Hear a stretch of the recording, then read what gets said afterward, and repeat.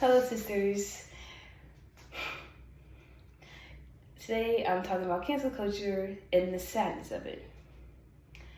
Cancel culture is when people in someone's workspace, following, or just failure, it could be literally anyone can cancel anyone, honestly, is trying to either throw them out.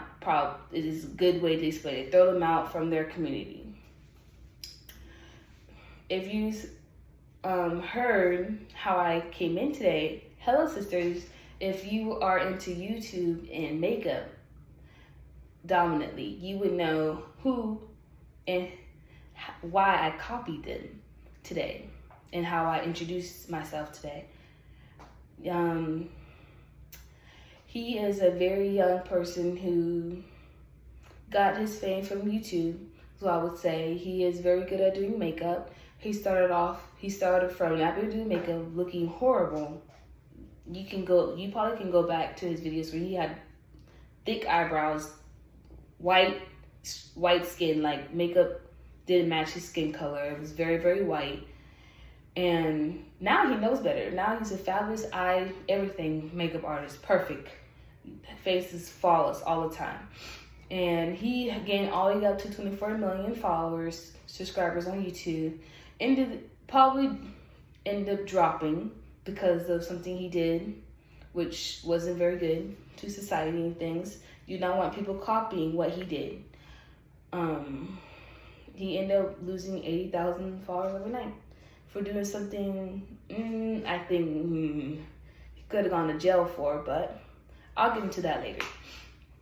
The main points I want to go over is why cancel culture is bad, because it can cause bullying, it can cause violence, and it wasn't even meant for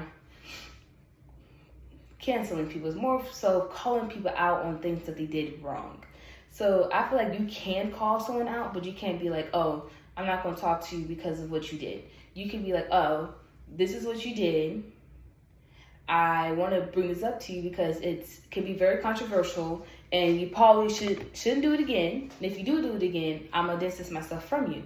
So I feel like doing that before you just go, oh, I'm going to cancel you, and then causing bullying, bullying, more like online bullying, which is very bad because mental illness very much leads to mental illness, suicide and things like that.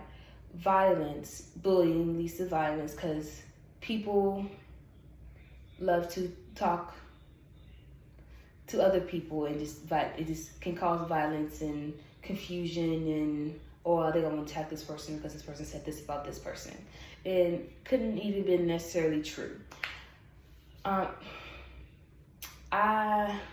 many people here has said something very controversial or offensive to someone or someone's culture, or did something very controversial? I feel like everyone could raise their hand to that, because everyone could be either naive or negligent or ignorant to someone's culture.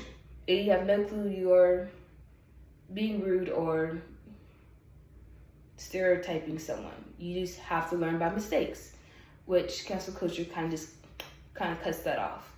And I found a link on New York Times that talked about how cancel culture is not even new. Not new at all. It was been here since forever, centuries ago, and people used to get their head cut off for something controversial against the king, something like that. So they get canceled for it. So they head cut off for being canceled, literally. But today it can cause extreme anxiety for people like big head politicians, or like Joe Biden, very especially someone like him, Trump, the Kardashians, people who have a big following. Now going back to the influencer James Charles, why I said hello sisters, he dropped 80,000 followers because he was messaging and being very derogatory to little boys, which could be seen as very perverted since he's not 18. He needs to not do that. He needs to kind of grow up. Anyway,